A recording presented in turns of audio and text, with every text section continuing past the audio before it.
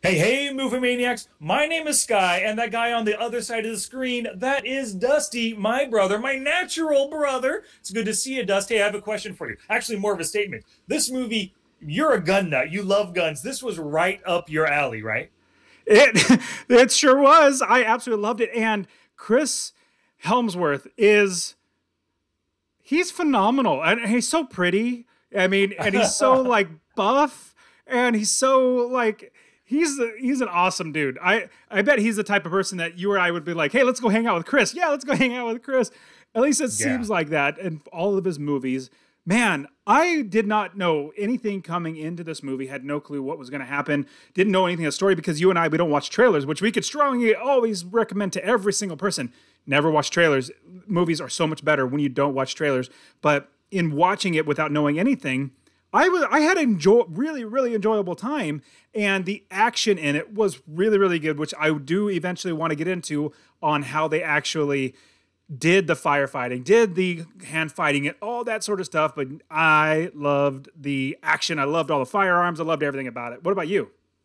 I absolutely agree with you. I love it. And just a quick word, last week's episode, we said we were going to do Starship Troopers this week, but then we learned of this new movie on Netflix called Extraction with Chris Hemsworth. And we figured we got to cover it, right? We can't not cover an action movie starring Chris Hemsworth. No way. So we will push Starship Troopers off until next week. So those of you who are watching or listening to this right now, if you watch Starship Troopers in preparation, sorry for the little audible, but hey, you at least you're ready for next week. And so Dusty, getting back to what you said, totally love this movie. Really a lot of fun, great action, not just guns and then like fighting and stuff, but also a killer car chase scene through the streets of Dhaka or India, whatever it was, right? Just absolutely enjoyed this movie from beginning to end. And you're right, Chris Hemsworth, phenomenal actor. I'll see anything with him in it. And did you realize that scene where he goes in and takes the kid back and busts in there?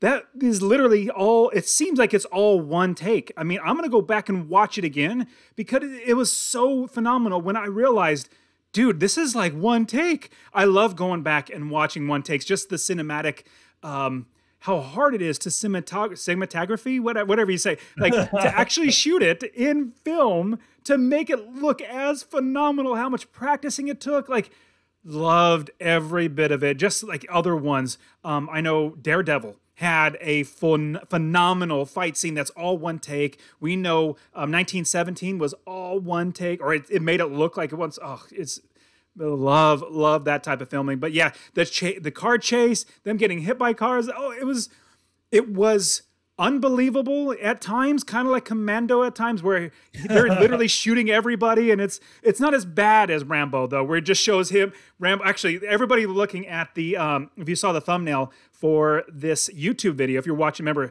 go to watchandlearnpodcast.com/YouTube, and you go to your YouTube channel, you can see this picture. Let me grab it. Hold on. So And if you this guys is haven't realized by now, Dusty's a total gun nut. Every time we get to an action movie and he has a chance to put one of his guns in the thumbnail, as you can see, he always does it. I've been doing this because it's so awesome. Okay, so let me show it to you. So this is a Israeli weapons system. It's an Israeli gun, so it's one of my more favorite guns because it's really compact. Let me see if I can get it. Okay, anyways, that's enough. Didn't you call that thing a bullpup once? It's called a bullpup, and the reason why, the magazine is normally in front of the trigger system, and this handle is all the way back here on normal ARs. But if you see, the platform is relatively small, usually, and the reason why is the barrel is still this long. If you look from here to here, it's still over 16 inches. It's like 17 or 18 inches. But the trigger is up here, so it's much more compact. So if I were ever to go in and do something, I would take a gun like this. But man, guns are not expensive. They are expensive, but they're freaking heavy. Like, you see them running around in movies like this. They're, especially like Chris Hemsworth or any of the actors in there, they are phenomenally fit because they're still carrying around, even though they're not going to fire at regular ammunitions. It's ammunition. It's actually very heavy. So as I'm holding this up, this has got to be at least 10, maybe 12 pounds. And so imagine with this plus the ruck, the whole full body plate that he actually wears, which I literally have. I can go grab that right now, but I have that as well. And all the magazines, like, it's literally going to be, well, the plate itself, like, you have a front plate that actually stops bullets and a back plate. That total is like around 20 pounds just for the vest and the plates. And then you have all the magazines, and you have the first aid kit. You also have you're carrying so much stuff. But yeah, having something like this would be great for really close quarters. Now, what Chris Hemsworth's character was doing was both close quarters, but then also from a distance. So having a longer rifle with a scope is really cool. But yeah, I love being able to pull out all my firearms and be able to say, hey, this is what I got. Now, this, for everybody, the ATF, or Alcohol, Tobacco, and Firearms, knows that this is absolutely legal because, like I said, the barrel starts back here and it ends up here. So it has to be a 16-inch barrel, not 16-inch showing, 16 inches total for the barrel. So yeah, that's why I love this firearm, because this is what I literally protect my family with. I also have shotguns and stuff like that, which is a lot of fun. But yeah, this is you got to get yourself one of these. This is a Tavor. Maybe. Yep. Maybe someday for sure. But, there was a scene in the movie with Extraction, right, where Chris Hemsworth was holding an AK, and he had to do some pretty close quarters shooting with the AK. And it was pretty interesting seeing how he was trying to handle it. And like, he would have to back up and then pull the trigger. But he was holding his gun oftentimes like John Wick would hold a handgun right here going around corners and stuff, not sticking it out in front of him. So it was kind of cool seeing a lot of John Wickian kind of moves, but utilizing that longer AK rifle in the movie. Yeah, and also pistols, like being able, because when you're firing with that, somebody's close, you got to be really quick to draw it from your holster and then bam, bam, bam. And if I noticed it because I like firearms, but if you notice, there was one point where Chris Hemsworth shows his, like, the back of his waist, and he's wearing a regular belt holding up his pants, but then he has a combat belt that you wrap around yourself, which is an extra belt that is literally, oh, Sky, you and I were carpenters or framers, so we would put on our bags, our tool belt, and have our hammer and our nails and all that stuff inside. But that's basically the same type of system where you already have your belt, your normal thing, but then you put this over like a tool belt for your guns, and then so you have your pistol next to you on your right-hand side, or whatever your shooting side is. And so it was great. You could tell he, just like with John Wick and Keanu Reeves, they practiced a ton, because as I'm watching it, it doesn't look hokey. It doesn't look like, hey, this is an actor that just picked up a gun and is trying to, run around shooting people. No, he literally, I could tell, at least from me, I'm not Tim Kennedy. Sky, remember, I've talked about Tim Kennedy. He's a super awesome dude. If you check him out on Instagram, Tim Kennedy MMA, he's really fantastic. He is legit. He's a sniper, a Marine sniper for the Navy SEALs and all that. But he is absolutely phenomenal. And what he did was he teaches this. So I'm not somebody that teaches it. I've just studied. Phenomenal acting. Even the guy that played the not necessarily bad guy, but the guy that sabotaged him, he did really well. Like, you could tell they know that people watching movies now are so much more in tune with YouTube and everybody learning. Also, John Wick set the bar so high because of what they did with Keanu Reeves. I love it. I love it in these movies. 100%. Now, were you talking about David Harbour's character who helped him and then betrayed him? Is that who you're talking? Helped him. You mentioned the actor in the movie was really good that betrayed them, you said, I thought. So he was the one that was in the boat that was shooting, that killed his friend, his coworkers, and then killed the guy that was in the forest. The guy, yeah, the character. So he was basically Ovi's handler. His name was Saju, or Saju in the movie. Yeah, he did a good job. He did a great job. Now all the minions, all they literally had to do was run with the gun and fall over, because he literally hit every single person. But yeah, they did a great job with the action. It looked really realistic, which was really fun. Yeah. Now, what did you think about the overall story, right? Rival drug lord kidnaps the son of another drug lord in order to, my question is, why did he do that kidnapping, right? It seemed like if you wanted to, I don't know, hurt your enemy, what was the goal? Kidnap him and then broadcast his death, or just hold him for ransom? Like, I didn't understand what their plan was. Did you pick up anything I missed? So the dad that was in prison, he said it's just about reputation. It's just about humiliating him. That's really what it's about. But here's the thought. Okay, number one, the guy's in prison. Number two, the other guy who stole the kid is phenomenally wealthy. He owns the police. He owns everything. Those are two big things. Number three, the guy doesn't have any money. It's all what are they, seized? So, like, I don't know what. I don't understand why some guy who's so prominent, who literally has the police actually in his pocket, why does he even need to do this? It's just, it didn't make sense to me. It seemed weird. His motivation was weird to me. That was the one hiccup in the movie I couldn't quite understand. Everybody else from Chris Hemsworth's character, Saju, the woman that was like Chris Hemsworth handler, like everybody else, their stories, even David Harbour, the guy who betrayed him, everything makes total sense, but I couldn't understand why he wouldn't just kidnap the kid or just kill the kid on the street. If you want to hurt your opponent, just kill him. Like, what good does it do? You're in two rival cities. One was in Bangladesh and the other one was in Dhaka, I guess. Like, you're in totally competing areas. Why make him look bad? What's the point? The guy's already, like you said, looking bad enough. Nobody knows that his money's been seized, right?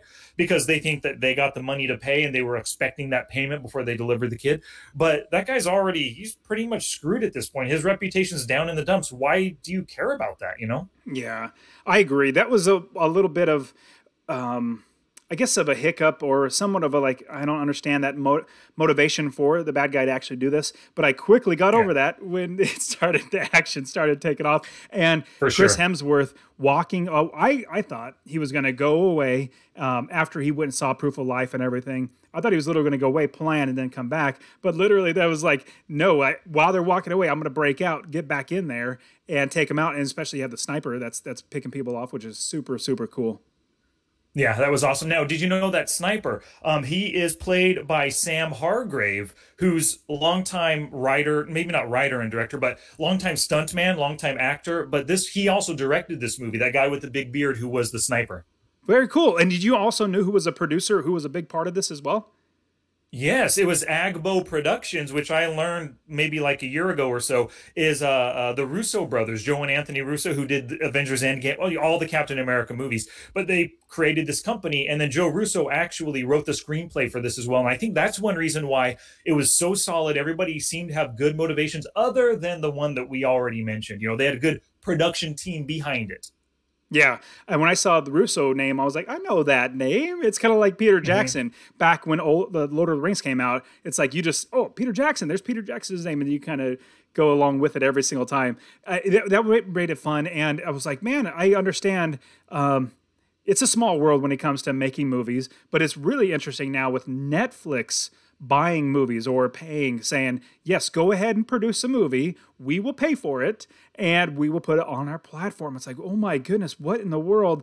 They got to be making so much money. It's amazing. Do you think that it's as good as or better than a model than the big studio companies that actually produce it and then put it in movie theaters and then do DVD sales and rentals and all that sort of stuff?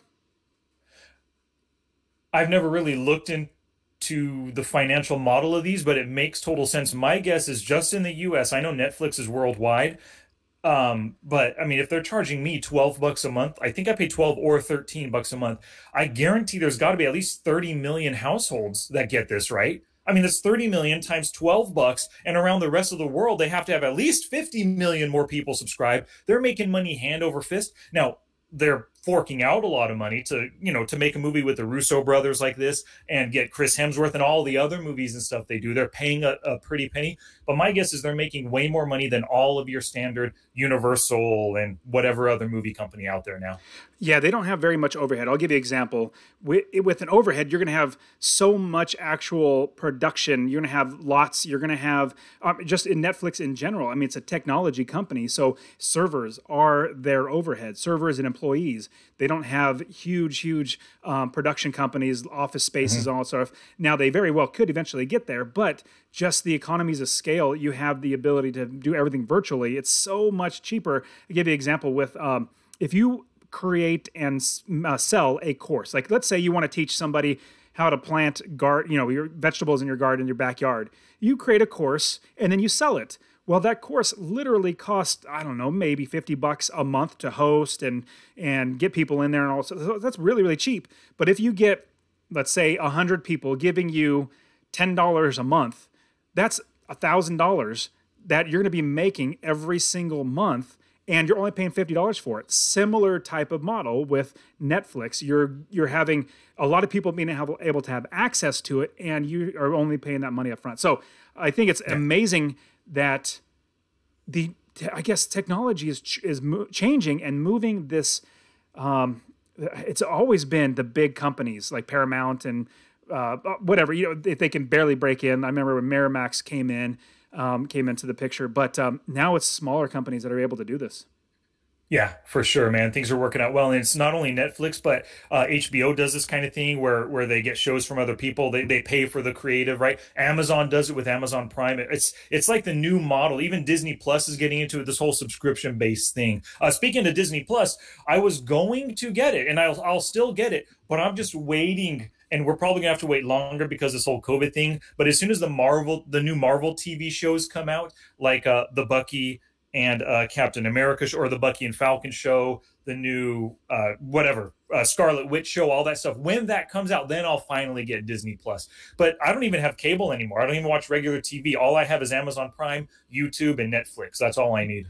Does anybody have, I mean, I bet people do, but yeah, it's like, I don't really need any of that stuff. And plus all those other channels, I literally watched like 4 of them out of all of them. Yeah. Maybe because I don't know what's on there, but shoot, I don't want to pay that much money for all that stuff.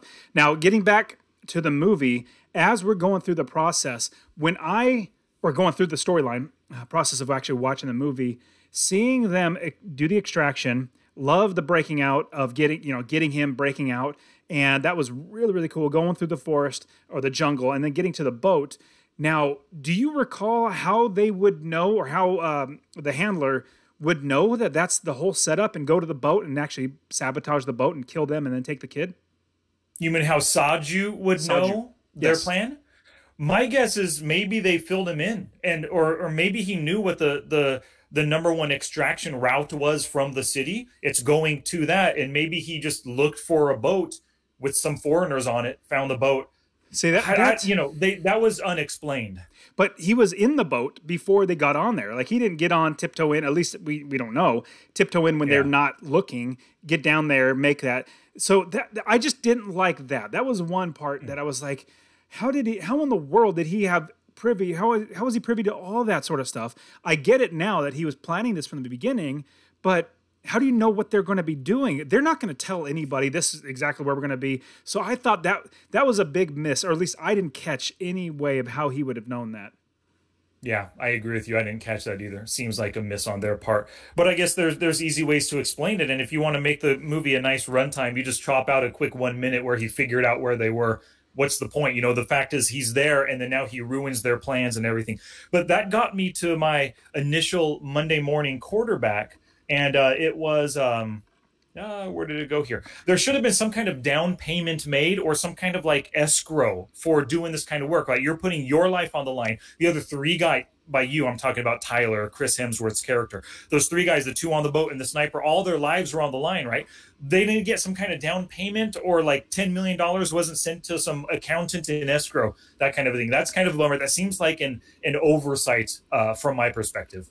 Definitely an oversight. I mean, a huge oversight. They should have absolutely known that something like this could happen. And so, not even an escrow. I think 2 thoughts. One, definitely escrow. I think that's a great idea. But then get money up front, like you said. You have expenses. You have to get firearms. You have to get ammunition. You have to get everybody set up. No, you front me some money. If I'm going to do this, I'm literally killing people. So, and I could literally die. You give me money up front. I love that Monday morning quarterback. I didn't come up with that. That's a great Monday morning quarterback. The Monday morning quarterback that I had was, you should have 2, a primary and secondary extraction. You should have a primary, but if that one falls out, you already have a secondary. And so think of any time that you have any movie that, because I've never been in the military, I'm not going to surprise or think or make it seem like I ever was, but you would feel like it would be a good idea to have a secondary extraction point in case this one. A plan B, and even a plan C, because nothing ever goes perfectly. And I remember on the microphone when he's talking to the chick, saying, "I'm in survival mode now." Like survival mode, boom, go. And he just, hey, everything's game. I'm just getting out of here. I was like, that was good. I liked that part of it. That was really good. But man, they literally should have had a second extraction. If this doesn't work, this is done. We have another extraction team over here. Yeah, I like that. That's a really good point. Have that plan B. It wasn't my favorite scene, but I kind of enjoy isn't the right word, but I was interested and compelled. I felt that scene compelling when they were up on the roof with all those little 10 and 12-year-old boys and throwing one of the kids off the roof. And then that tougher, older one was actually, he had some smarts and said, "You just killed the guy that stole." And I really love the fact that these, my guess is they're all orphans. You saw how shabby they looked. It's not like they have parents taking care of them, right? They're orphans on the street. They're willing to do whatever it takes to survive. And so they're willing to kill and stuff. And I liked seeing that aspect of life. And of course, drug dealers and drug kingpins like this, they're not going to have any compulsions or compunction, whatever the word is, about using kids to their nefarious ends, right? And I enjoyed that scene because it really showed how evil that dude is. And his lieutenant that threw the kid off the building, pretty freaking evil too, man. It was tough to watch, but I appreciated that scene. So in watching that, it got me thinking, are there really that evil of people out there in the world that would do something like that? And I have to tell myself, absolutely. Even worse people. I mean, remember Hitler. Hitler was absolutely disgusting. He would kill thousands and thousands of people, thousands and thousands of Jews and Christians and everybody he didn't actually like. He killed more than thousands, hundreds of thousands of people.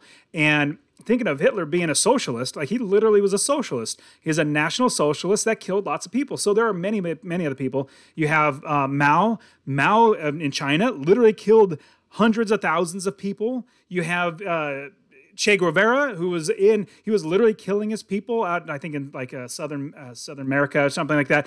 There was just so many evil people in this world, but we in the West feel like we're protected. And obviously so, we have a good military, we have police, we're well insulated from border to, like from water to water. We're really protected. But at the same time, people live in other places in the world where they don't have this type of it's not democracy, a republic where we're protected by our laws and then people follow it.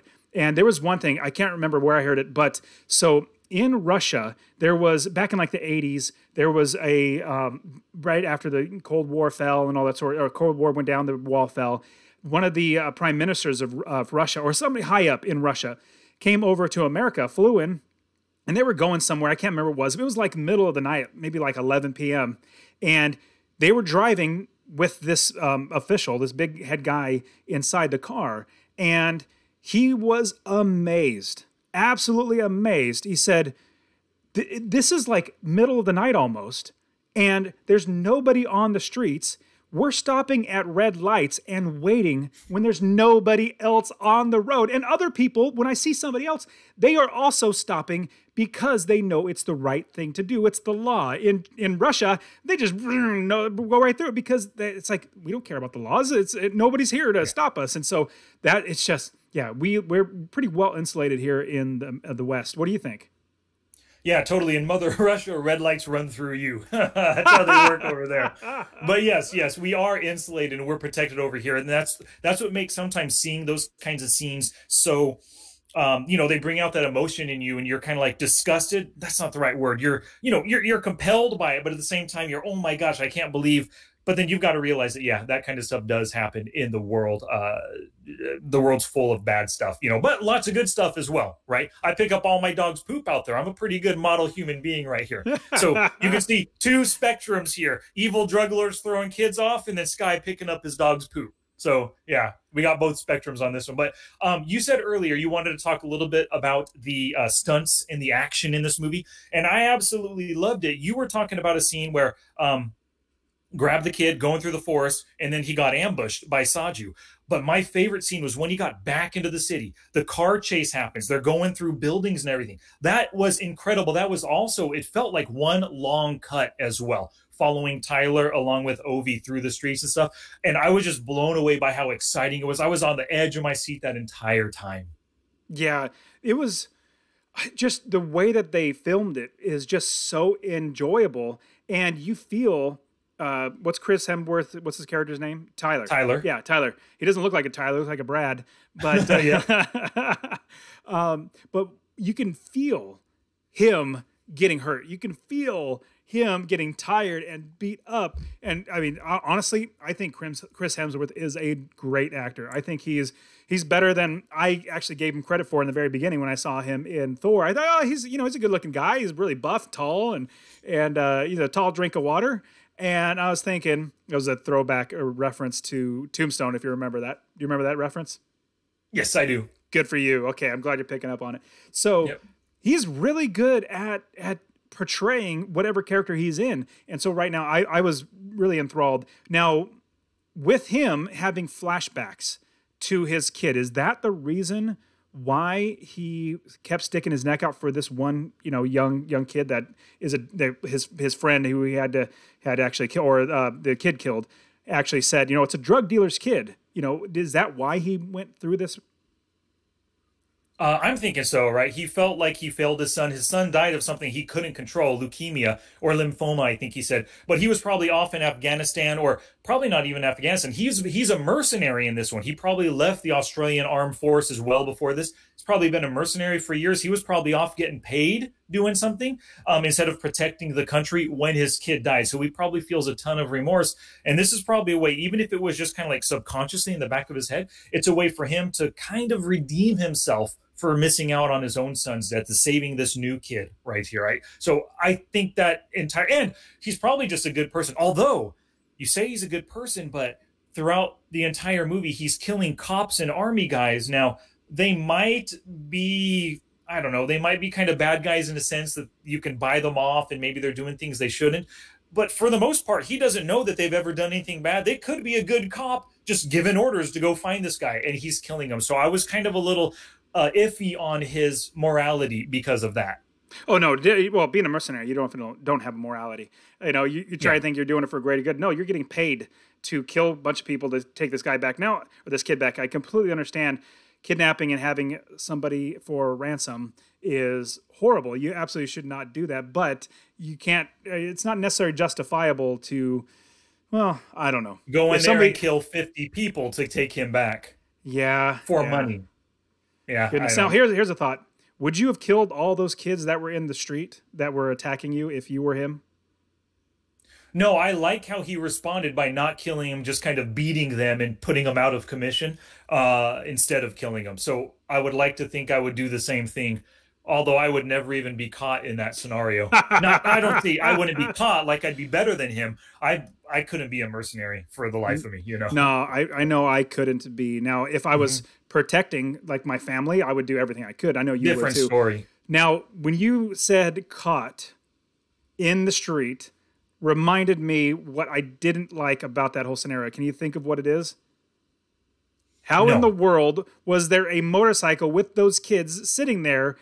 Did they know that they went inside that building, held up for hours, and then all of a sudden they come out and there's the motorcycle? What? Oh my goodness. There's no way those kids knew where they were. No, they didn't. Maybe they were tipped off, though. Somebody saw them go in. Nobody saw that. We didn't see anything alluding to that. I just thought that, this is hokey. Yeah, it's another one of those coincidences, that compels the action, that propels the story forward. And so I just kind of accepted it. Oh, okay. I would think if you knew that they were going to be coming out at any time, why be on a motorcycle and do a drive-by? Literally wait for them. Like, they knew exactly where they were coming out. They were on the motorcycle pointing right there. Literally just be it right there and be hiding in like a bush or something. As soon as they come out, boom, boom, boom, boom, boom, boom, boom. Why not do that? Why be on so that was just a little out there for me. It would have been better if there was a kid at the end of the alley. As soon as they came out, he saw them and he's yelling and waving them over. And then the motorcycle comes and just does that. That could have been an extra 3 little second thing that would explain that. So there's not that little loophole that you found. Yeah, I agree. What'd you think about his friend? I totally understand it, right? The guy's living in Dhaka, a crap hole of a city. He's got a wife he's wanting to take care of. It seems like he's probably a mercenary too, or at least used to be. He was friends with Tyler. And then so he's totally fine offing a kid and getting paid $1 million and hightailing it to Fiji with his wife, man. Yeah, that, and I completely understood what he said. Because I'm helping you, they will absolutely find out that I help, no matter what. Like, it'll eventually get traced back to me, and I'm gonna die. Yeah. Either way, no matter what, it's just gonna how it's gonna be, and let's make the best of it. Now, I don't agree with it, but I completely understand what he was thinking. Yeah, the betrayal sucks, but his reasoning made total sense to me. Like I was saying, everybody's motivations, other than the Bangladesh or the Dhaka drug lords, everybody else made sense in the movie. Their motivations made sense. I mean, now, where was the guy's wife? The guy's wife never came out. Was he just lying about the wife? No, he had a safe house. Like that house was a safe house. Maybe it was an old CIA safe house or something, because he's obviously an American. So he took Brad's character, Tyler. He took Tyler to the safe house, and then he went back. But my guess is he didn't go back to see his wife. He said, I'm going to go put my, go hang out with my wife or whatever he said. He went to go find out what's going on, found out that, whoa, there's a $2 million reward for the kid. I got to partake in this, right?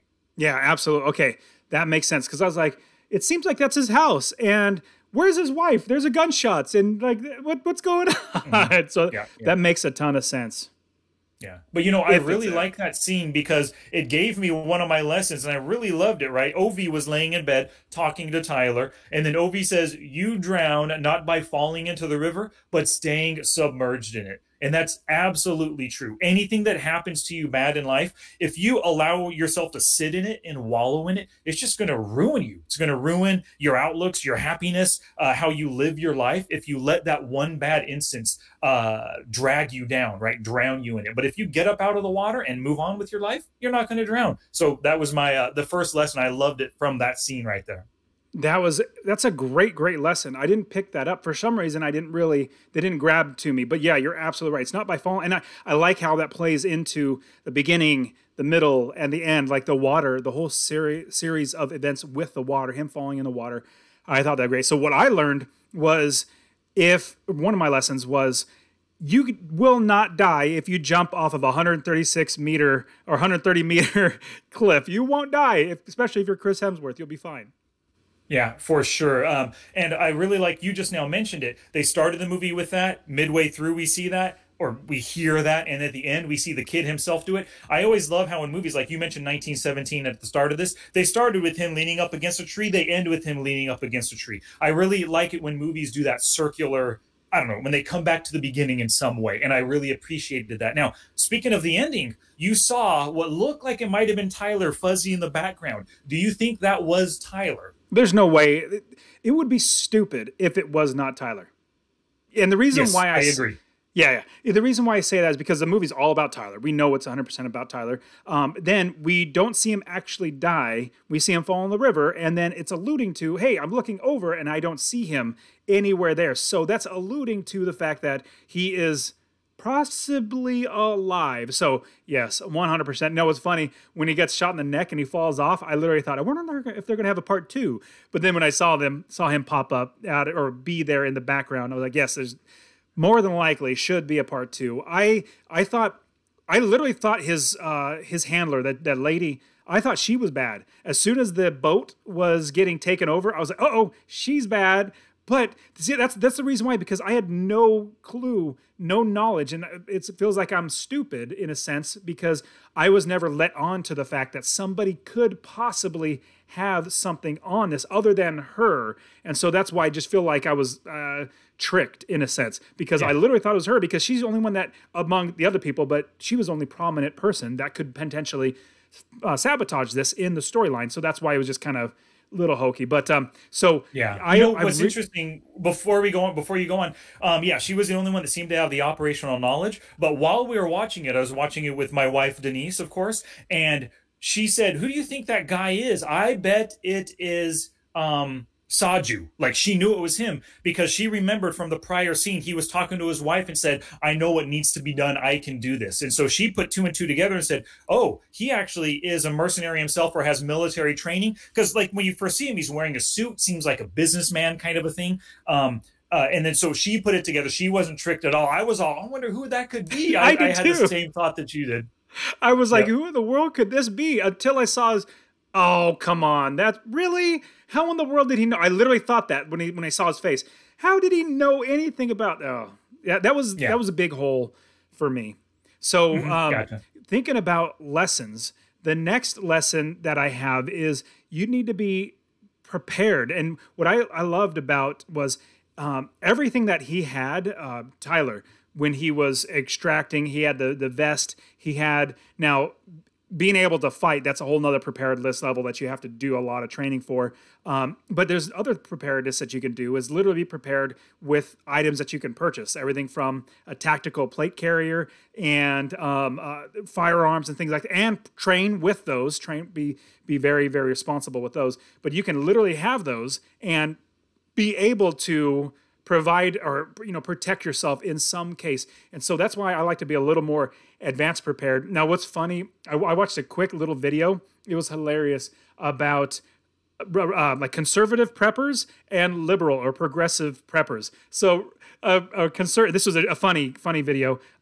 Conservative preppers, like they have firearms, they train with firearms, they have food, they have shelter, they have knowledge, they know how to protect themselves, how to hunt for food. And it shows the conservative prepper doing that. And then it goes, but there are liberal preppers or progressive preppers. And so what do? They have okay, so what do you have? This guy has a firearm, a pistol, and a rifle. What do you have? He goes, I have this katana. And this katana is going, have you ever practiced with it? No, but I have the katana.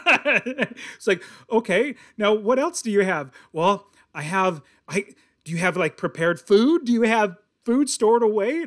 No, I have a cell phone that I can order food. I was like, that's good. But good. Yeah, so he was Grubhub and turn into Michonne. That was his plan. Yeah, so give me I'm going to go grab something while you give us your second point, your second lesson. Okay, totally. My second lesson is money is the great seducer. And we already talked about it with David Harbour's character named, I apologize, Gasper. We saw him get seduced by money, right? The millions of dollars in potential reward money for bringing back the kid. And plus, I guess we already mentioned that by bringing the kid in, he's also protecting his wife and himself from further harm by the drug dealers. But that's lesson 2. Yeah, that's a good lesson. So everybody, if you're watching this on YouTube, remember watchandlearnpodcast.com/YouTube. You can see my tactical, let me back up. There you go.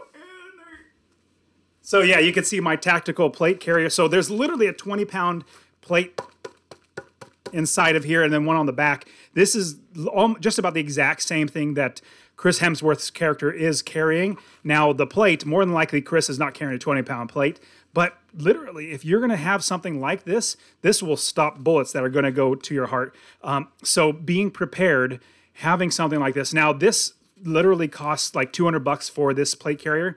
And then the plates for actual ballistic rated vests, they're going to be at least a couple $100. So this whole plate carrier, I mean, it's pretty valuable. It's like $500 for this whole setup. But when you think about it, you're buying it to save your life. Not saying I'm praying I will never ever need it. It's also just fun to have. I really enjoy having this, but I'd rather have it and not need it than need it and not have it. So that's my next lesson is just like being prepared.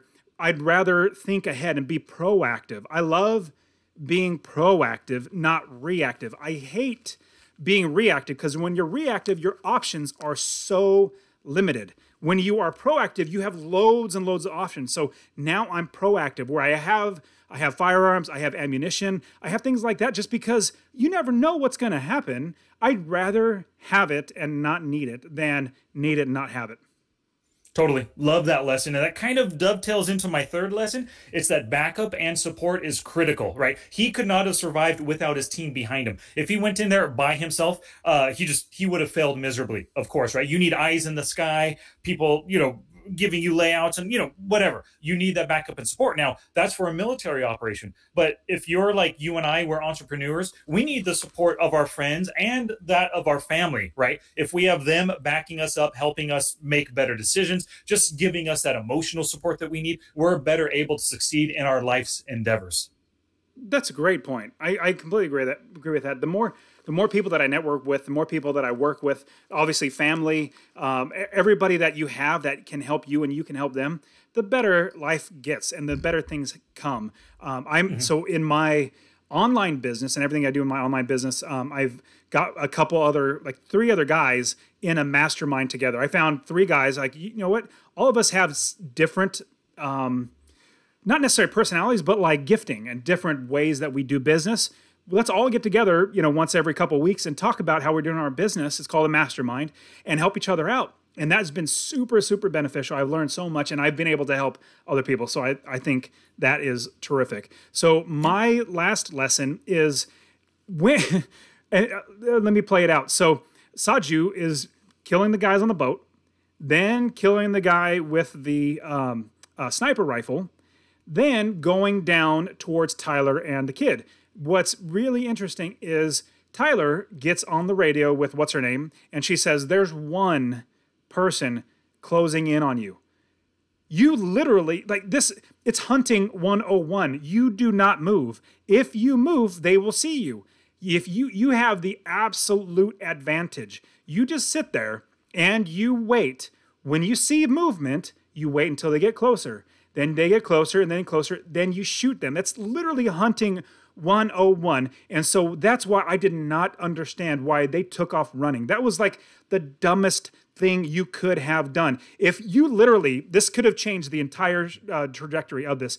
You literally kill that guy because he's coming. You wait until he pops up because you could track movement so easily. Same thing, like I said, hunting 101. You see the movement, you shoot him, you kill him, because we know the rest of the movie he's killing bad guys from like a million miles away with one shot with a pistol. He could shoot anybody. He should have just taken him out there, then got on the boat and drove away. That's the end all be all, and that would have solved everything. That's a really good point. I like that. We wouldn't have had a great, awesome chase scene through the city, but you're right. That would have solved everything for sure. The last thing is my prop. Now, I think from all the movies that we've seen, I don't think I've ever selected a sniper rifle as a prop. So my prop would be Gaten's sniper rifle. That thing was pretty cool, pretty darn accurate from 100 meters, however far he was away, right? So that's what I would like to see hanging up on my wall right here. Yeah, that was super, super awesome sniper rifle. Yeah, come to think of it, we never picked it. I never picked a sniper rifle. That one was really cool. It had a suppressor on it, which is really awesome. Now, suppressors are a misnomer. It's not a silencer. New movies call them silencers. There's no way to silence the sound. There's a way to suppress it, to get as low as possible. So I think that's a great, great one. Now, I just loved Tyler's. And I might not take it, but I loved this. Like this thing is awesome. Like this plate carrier. So I already have one, so I wouldn't take his. But his setup was pretty legit. I thought that was really, really cool. I did like his AR-15 that he was carrying. Had a suppressor on it. Had a nice mounted scope on there. I thought that was really good. He also had a magazine. So if you look at, here's a magazine right here. It has bullets in it. So the magazine itself is just one magazine. He had a setup where there's a sleeve over it, and then this would be a second magazine that's literally attached to it like this. And so he was able to take it out, switch it over, and plug it in. So instead of getting a whole other magazine, that's just another way to actually do it. So I really like that setup. So since you've already taken the sniper rifle, I'd probably take Tyler's pistol. Or the other one was a close second, was the dude with the cut-up face, his finger. That was a close second. That would be fun. I know, huh? That would have been cool. Oh, actually, that's kind of a neat prop right there, that prosthetic or fake finger. Yeah. I like that one. Let me see. The last thing here is, now, I sound bullish on this movie, and I do recommend it to anybody, especially if you just like action movies and want to see some crazy stunts and stuff. But I'm giving this a B because I don't know how rewatchable it is. Plus, and I know the whole movie takes place in a really short time frame, like basically 6 hours in the city or 12 hours, whatever it is. But you don't get to see any character growth whatsoever. And I think that's what makes most movies very compelling. Your character starts from here and they go through here. Like there's some kind of a journey and they change as a character. Tyler's basically the same the whole way. Ovi, the kid, seems the same. He's still just a kid, right? Like nobody grew. And so for those two reasons, I am not going to give it an A. I give it a B. I like your rationale. It was really enjoyable. The only thing that I would go back and watch, and I probably will do this now that once we get off, is I loved watching that scene where he's extracting, not the extraction. Extraction was really fun. That was a good scene. Really, really good when he's actually getting the kid. But no, it was that chase scene where it's just about like one take throughout the whole thing. And then the car scene, all that was so phenomenal. So I would like to go back and watch that. So I would give that's my favorite scene. So that whole one shot thing, that's my favorite scene. And with the grade that I would have, I liked it, but not so much to get it anywhere near an A. I would give it a B plus. B plus because I thoroughly enjoyed it. But as far as rewatchability, it would just be watching a certain key scenes. But you're right. There wasn't very much story arc to it. There was a good amount with he and his friend, which was rather interesting. You know, them talking, chit-chatting, all sorts. That was rather interesting. It slowed down the movie before it ramped back up, and that conclusion was on the bridge was phenomenal. They did a great job. Although it was a little more Rambo-esque than I would think. Like literally him taking on the entire army. But I would give it a B plus. Cool. Good. So before we end this puppy, any last words about Extraction, Dust? Nope. That's it for me. Awesome. So like I said at the beginning of the podcast, we are doing Starship Troopers next week, so there's no need for us to go through the drama of unveiling it for you. But seriously, if you have not seen Starship Troopers, and if you like sci-fi and you like action, you must watch it before listening to the podcast. Please, and don't, of course, watch the trailer. Just rent the movie, watch it. You're going to love it for sure. Alrighty, everybody. Thank you so much for listening. If you're watching us on YouTube, thank you very much. You heard what we think about Extraction, our life lessons, Monday Morning Quarterback, all that jazz. If you want to let us know what you think, go to watchandlearnpodcast.com/extraction and leave a comment at the bottom. Alrighty, once again, my name was Sky. And I'm Dusty. And we will return next week with Starship Troopers.